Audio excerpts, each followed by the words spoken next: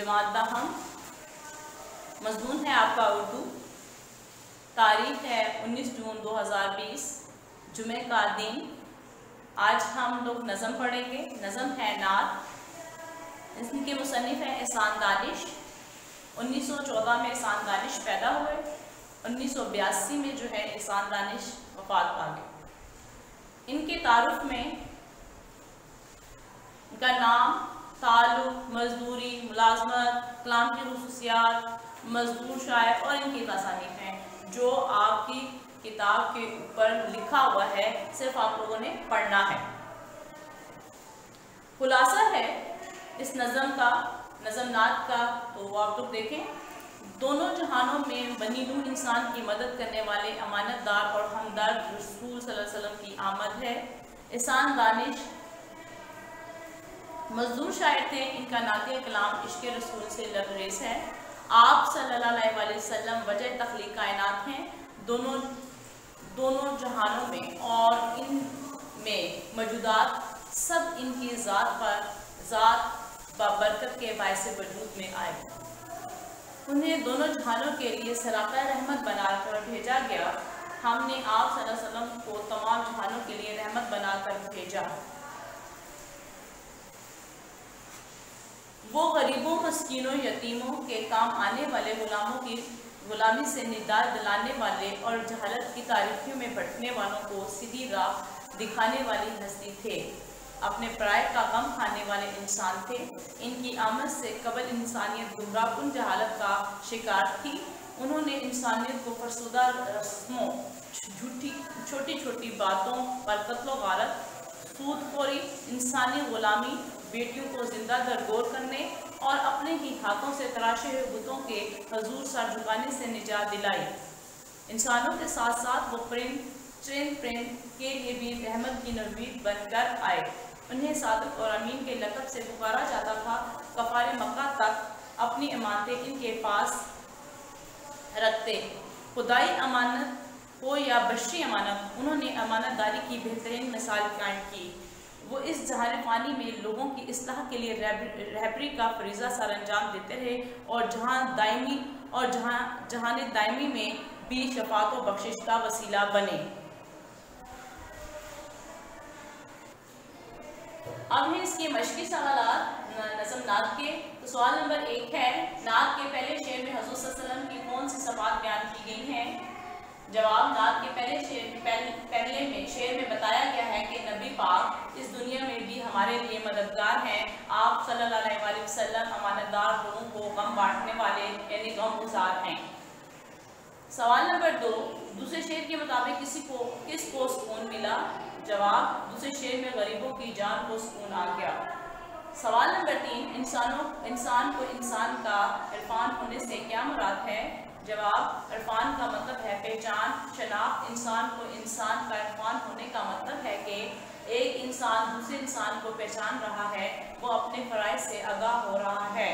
सवाल नंबर 4, शायर के नज़दीक हज़ूर सल्लल्लाहु अलैहि वसल्लम का पैगाम क्या है?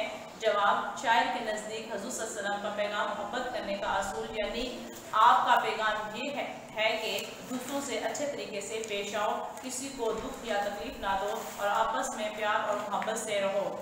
सवाल नंबर 5, नात के आखिरी शेर में खिज़र में कौन सी हस्ती मुराद है? जवाब, नात के आखिरी शेर में खिज़र से मुराद हमारे नबी सल्लल्लाहु अलैहि वसल्लम है। जिस तरह हज़रत खिज़र भटके हुओं की रहनुमाई फरमाते थे, इसी तरह हज़रत मोहम्मद सल्लल्लाहु अलैहि वसल्लम ने भटकी हुई इंसानियत की रहनुमाई की। आपने जुमले खुद बनाने हैं, आपकी किताब पे हैं। आपने खुद बनाने में देखकर मुश्किल अल्फाज के मायने खुद लिख के उनके जुमले बनाए। एराब हैं आलिम, सुकून, इरफान, मोहब्बत, मंजिल। ये है आपके एराब। इसके बाद हम लोग जो पढ़ेंगे वो है नज़म मैदान करबला में गर्मी की शिद्दत, और उसके मुसन्निफ हैं मीर अनीस।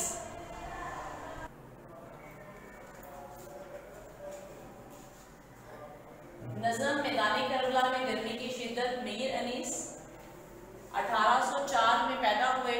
1874 में इनकी वफ़ात हुई।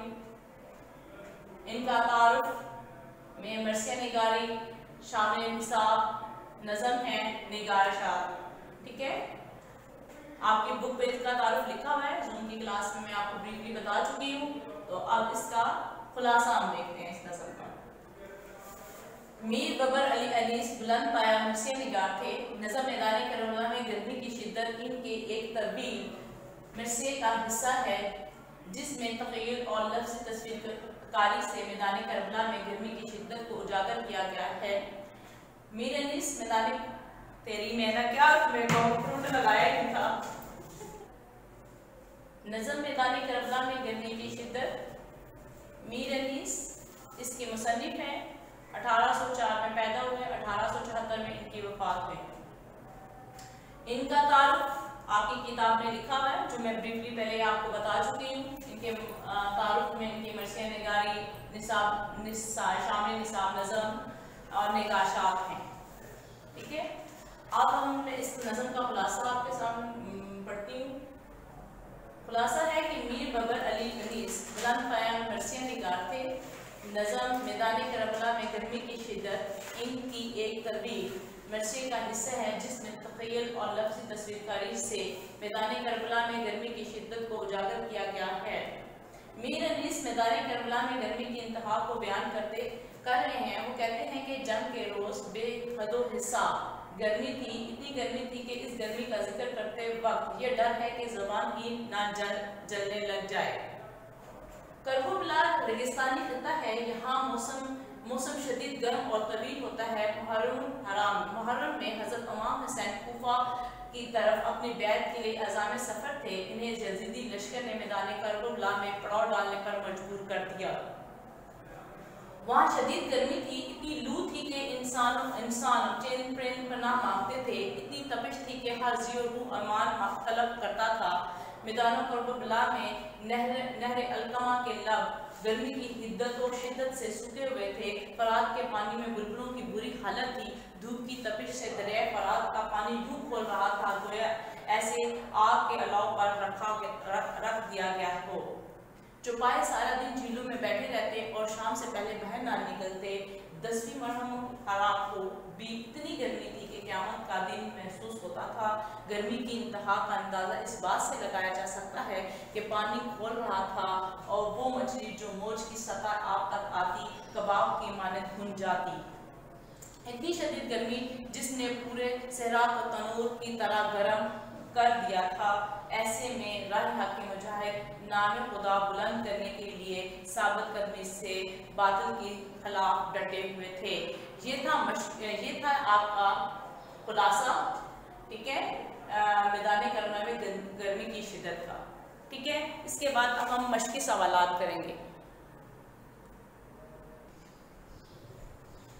सवाल नंबर 1 है, मीर अनीस ने पहले बंद में ज़ुबान को किस चीज़ से तशबीह दी है? जवाब, शायर ने ज़बान को शम्मा से तशबीह दी है कि डर से 10 मुहर्रम के रोज़ की गर्मी के जिक्र से ज़बान शम्मा की तरह जलने लगे। सवाल नंबर 2, दूसरे बंद में नहर के लब से क्या मुराद है? जवाब, नहर अलकमा के दोनों किनारे मुराद हैं, जिसे गर्मी और प्यास के लब सूख जाते हैं, इसी तरह नहर के किनारे सूखे हुए थे। सवाल नंबर 3, शायर के बयान के मुताबिक दरिया फरात के पानी पर धूप का क्या असर हुआ? जवाब, पानी खोला हुआ था। इतनी शदीद गर्मी पड़ी थी कि दरिया फरात का पानी चूल्हे पर रखे हुए पानी की तरह खोल रहा था। सवाल नंबर 4, शायरी में मीर अनीस की वजह शोहरत क्या है? जवाब, मर्सिया नगारी में बुलंद मकाम इनकी वजह शोहरत है। सवाल नंबर 5, हियत के एतबार से इस नज़म का क्या कहेंगे? जवाब, मुसद्दस ऐसी नज़म जिसमें हर बंद के 6 मिसरे हों, इसे मुसद्दस कहते हैं। जुमले आपने खुद बनाने हैं। ठीक है, और यहाँ पर जो है ये वाली मैदान करबला में गर्मी की शिद्दत नज़म ख़त्म होती है। इसी के साथ आपको गज़ल नंबर 1 हसरत मोहानी की है। वो है 1875 में वो पैदा हुए और 1951 में वो वफ़ात हुई। ठीक है, मुसन्निफ़ का तारुफ आपकी बुक पे लिखा हुआ है, आपकी किताब पे लिखा हुआ है, बासानी आप वहाँ से रीड कर सकते हैं, जिसमें उनकी तालीम, उर्दू मुअल्ला, रहनुमा, रुकन पार्लियामेंट, गज़ल गोई, तनकीद और निगाशात उनके बयान किए गए हैं, जो आप इजीली अपनी किताब से पढ़ सकते हैं। इसके मश्की सवालात जो हैं वो मैं आपको बताती हूँ जी। तो इसके मश्की सवालात हैं आपके पास गज़ल नंबर 1 के सवाल नंबर 1, शायर के हाँ मुसीबत के राह फराज होने से